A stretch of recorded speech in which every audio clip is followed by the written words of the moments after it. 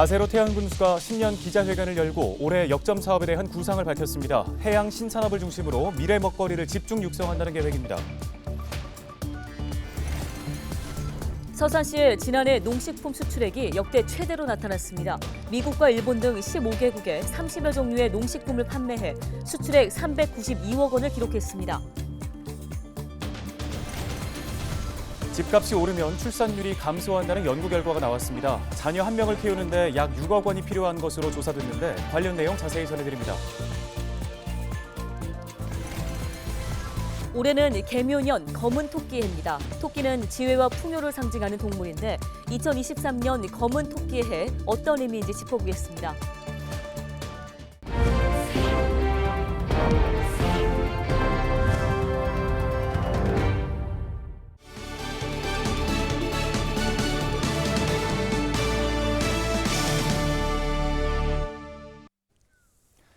여러분 안녕하십니까? 헬로티비 뉴스입니다.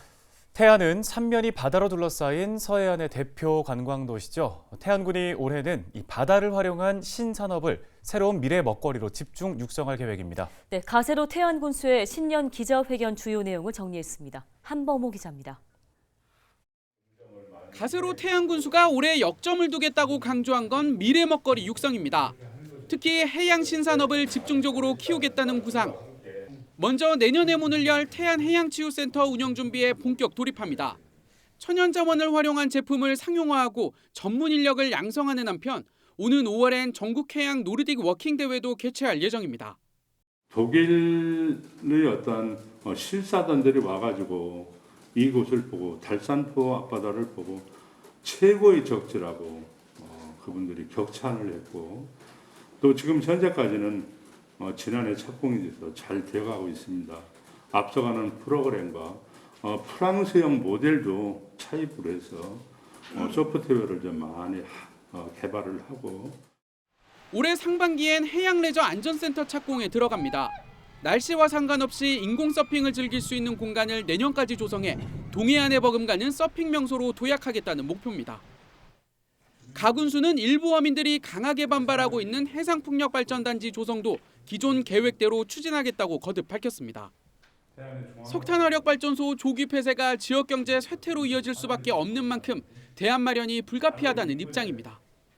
올해는 관련 연구 용역이 진행될 전망입니다. 어민들의 요구사항도 충분히 들어야 한다고 저는 생각을 하고요.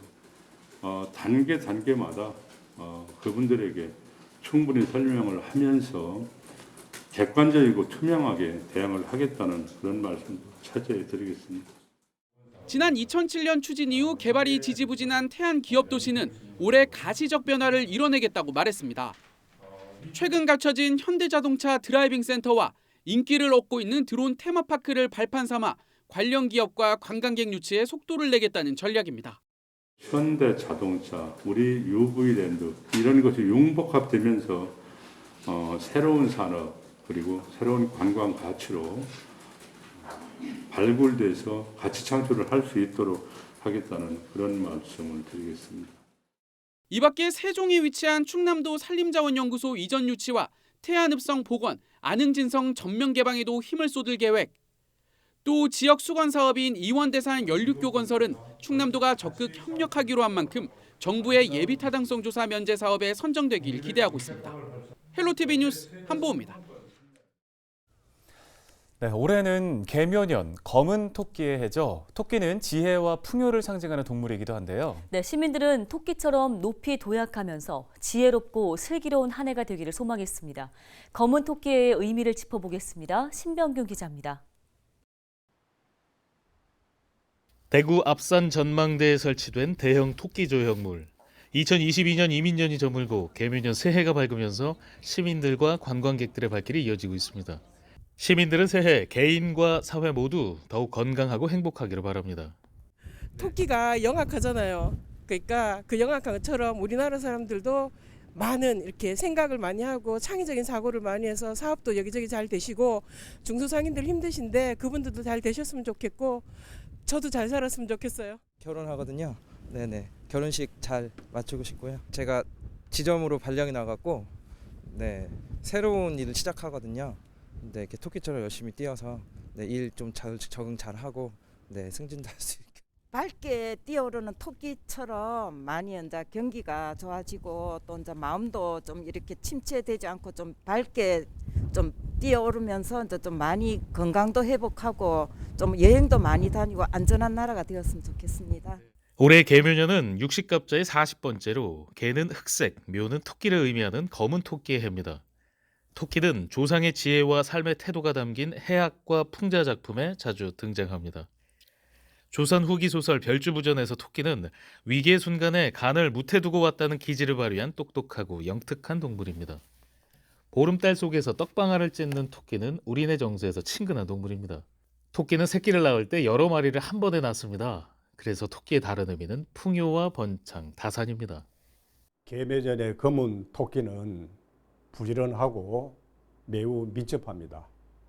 그리하여 주어진 환경을 슬기롭게 대처할 수 있고 자신의 분수를 잘 알며 과분하게 욕심을 부리지 않습니다. 검은 토끼처럼 정치와 경제에 각종 문제가 원활하게 해결되기를 바라고 개묘년 검은 토끼의 해를 맞아 이야기 속 슬기로운 토끼처럼 경제적으로 어려운 시기 위기를 극복하고 풍요로운 결실을 맺는 한 해가 되길 기대합니다. 헬로티비 뉴스 신병규입니다.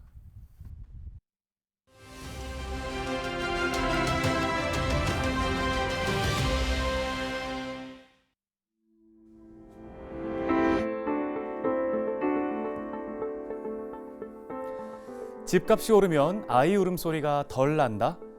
네, 주택 가격과 출산율 실제로 관계가 있었는데요. 집값이 오르면 출산율이 감소한다는 연구 결과가 나왔습니다.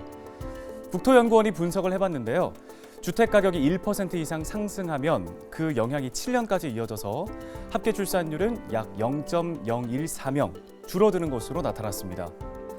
집값 상승에 따른 출산율의 하락 반응은 점차 빨라지고 있는데요.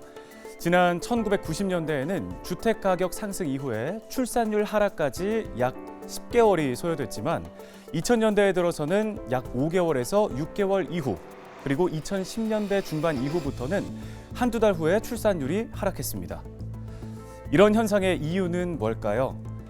국토연구원은 출산을 경제적 이득 관점에서 바라보는 경향이 강해졌기 때문이라고 설명했는데요.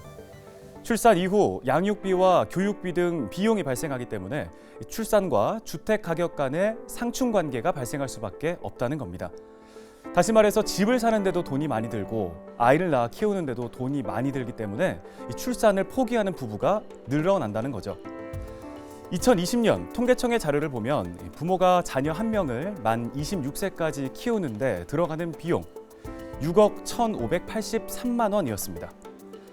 지난 2021년 우리나라 합계 출산율은 0.81명을 기록했는데요. OECD 38개국 중 최하위 수준으로 합계 출산율이 한 명에도 미치지 못하는 유일한 나라입니다. 최근에 집값이 크게 떨어지면서 부동산 시장이 얼어붙고 있다고는 하지만 저출산 현상 극복을 위해서는 집값 안정이 필요하다는 연구 결과에서 더 주목됩니다. 데일리 브리핑이었습니다.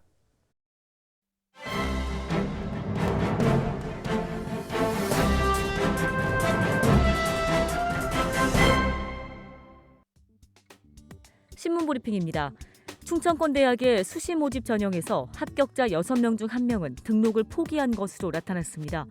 수도권 대학과의 모집 정원 대비 미등록률 격차는 3배 이상 벌어지면서 지역 대학의 소멸 위기가 가속화되고 있는 건데요. 2일 종로학원이 발표한 2023학년도 대학 수시 미등록 규모 분석 자료를 보면 충청권 일반대의 42개교는 총 56,954명을 수시 전형으로 모집하고 있으며 지난달 말 기준 합격자 중 16.09%가 등록을 하지 않은 것으로 집계됐습니다. 지역별로는 충북대학의 모집 정원 대비 미등록률은 19.9%로 가장 높았고 충남 16.6%, 세종 15.7%, 대전이 12.1% 순으로 조사됐습니다. 서울과 경기 등 수도권에서는 전체 모집 정원 대비 미등록률은 4.31%에 그쳤는데요. 특히 서울과 비수도권 간의 격차는 더욱더 벌어진 것으로 나타났습니다. 2022학년도 수시 모집은 서울과 비수도권의 미등록률 격차가 14.8%포인트가량 벌어졌지만 올해 모집에서는 서울의 미등록률이 줄고 비수도권은 늘어나면서 15.6%포인트로 올라섰습니다. 지역 대학들은 모집난 해소를 위한 임시 방편으로 수시 모집 비율을 늘리고 있지만 이마저도 역부족인 실정입니다. 정시보다 먼저 치러지는 수시 전형을 통해 입학 자원을 선점하겠다는 취지인데요. 하지만 수시 모집에서 미등록으로 충원되지 않은 인원은 정시 모집으로 이월되지만 정시 선발에도 난항이 예상됩니다. 종로학원은 지역 간의 격차가 정시에도 그대로 반영되기에 수시 미등록 인원이 많을수록 정시 선발에도 어려움이 있다고 분석합니다. 한 대학 관계자는 근본적으로 수도권에 집중된 산업 인프라를 지방에 분산하지 않는다면 상황은 앞으로 더욱더 악화할 것이라며 수시 모집을 늘리는 것도 임기응변에 불과하기 때문에 최종 등록까지는 결과가 어떨지 장담할 수가 없다고 설명했습니다. 지금까지 신문브리핑이었습니다.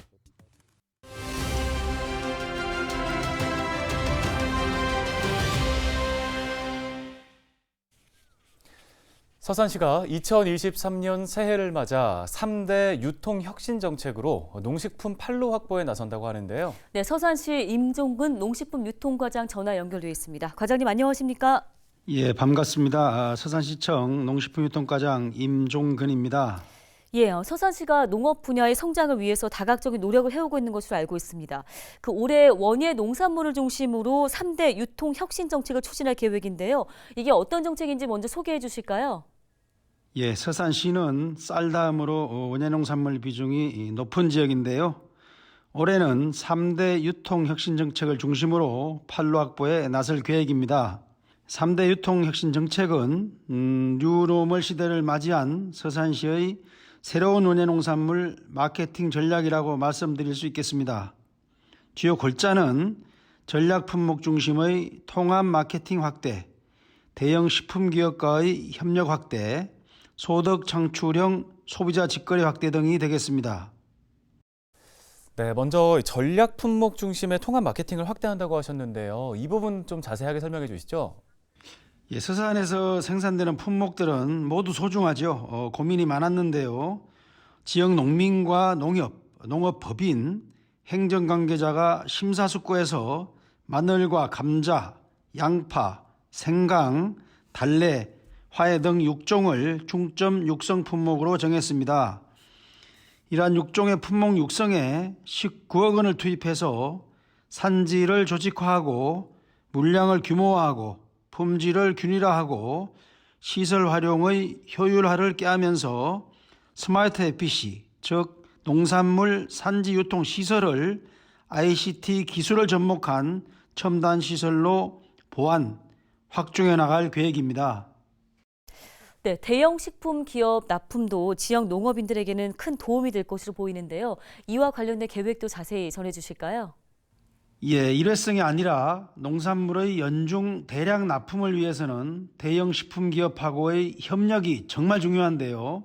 서산시는 2019년에 본죽, 2021년에 현대 그린푸드, 2022년 푸디스트 아우엄 등 4개의 대형 식품기업과 협약을 맺고 지난해 약 80억 상당의 농산물을 납품한 바가 있습니다. 올해는 이들 기업의 납품 양과 납품 품목을 확대하고 적극적인 발품 행정을 통해서 대형 식품기업 1개소 이상을 발굴할 계획입니다.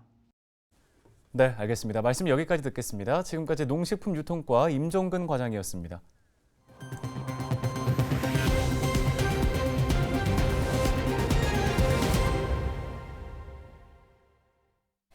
다음 소식입니다. 서산시가 지난해 농식품 수출 역대 최대 금액인 392억 원을 달성했습니다.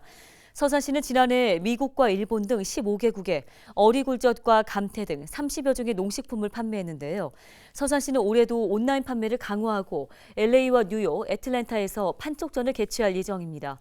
또 해외 판매자와 지역 농가를 연결하는 등 수출 지원 사업을 강화할 방침입니다. 오늘 저희가 준비한 소식은 여기까지입니다. 네, 시청해주신 여러분 고맙습니다.